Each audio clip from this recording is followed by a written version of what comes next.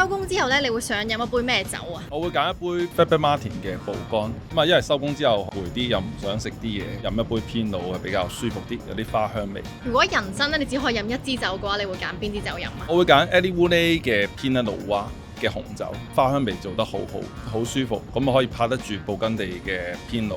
如果我想要一支價錢親民得嚟咧，質素拍得住貴價酒嘅話，你會推薦邊一支酒啊？我會推介Faber Martin 嘅 Wast Romanier， 佢對面咧就係 exactly 係 Henry Dryé 嘅，風土都係非常之近嘅，咁啊所以物質嘅最好。最近你有冇飲過一支酒你係好中意嘅？中意飲 PY Colin Moët 嘅聖奧班，佢嗰個火石味同埋嗰個芝麻啊花香味比較出啲。咁如果冬天嘅話咧，你會飲杯咩酒咧？可能揀意大利嘅 Amarone， 咁個酒體會有啲肉桂啊花香味同埋厚身啲，咁或者意大利嘅火山酒 Anna 輕盈啲，因為冬天可能都會食 heavy 啲嘅嘢，咁啊比較減啲。Hello 你好，我係 Wano Aroma Y Bistro 嘅 Sauvignon。Aroma 其實係比較一間親民啲嘅小酒館啦，我都會負責分享翻飲酒嘅心得啦，咁或者客人嘅要求啦，基本上咧都會用一啲比較質素高啲嘅酒杯去 serve 嘅。